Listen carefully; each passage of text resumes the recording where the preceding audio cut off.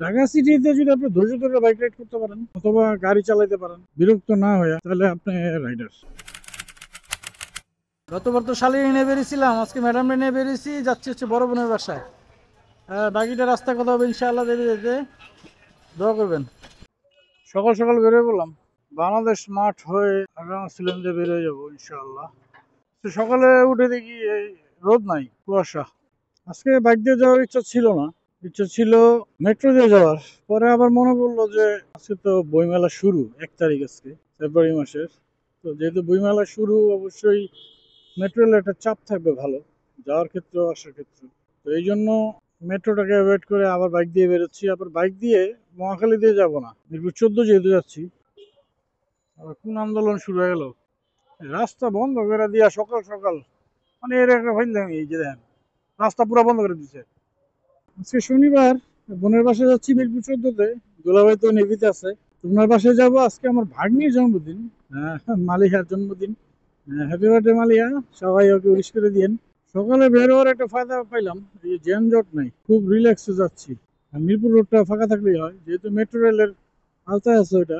আশা করতেছি জ্যাম থাকবে না। আসার সময় অবশ্য থার্ড গেট দিয়ে বেরিয়ে যাবো। দেখ, রোদ উঠতেছে।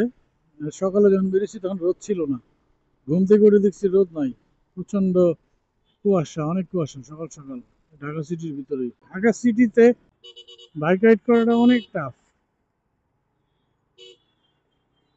প্রচুর বিরক্ত লাগে, অনেক ধৈর্য লাগে। বাংলাদেশের রাইডার যারা ঢাকা শহরের বিশেষ করে অনেক ধৈর্যশীল হতে হবে, তাহলে মাথা নষ্ট হয়, মাথা গরম হয়ে যাবে আপনার। ধৈর্য ধৈর্য ধৈর্য পরীক্ষা দিতে হয় ঢাকা শহরের প্রতিটা মোড়ে মোড়ে, ধৈর্যের পরীক্ষা।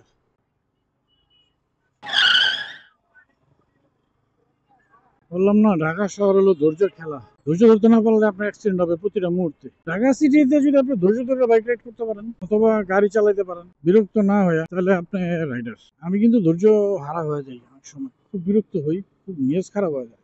তখন বুঝি যে না, আমার মধ্যে এখনো ম্যাচুরিটিটা আসে না, আমি এখনো এই লাইনে বাচ্চা।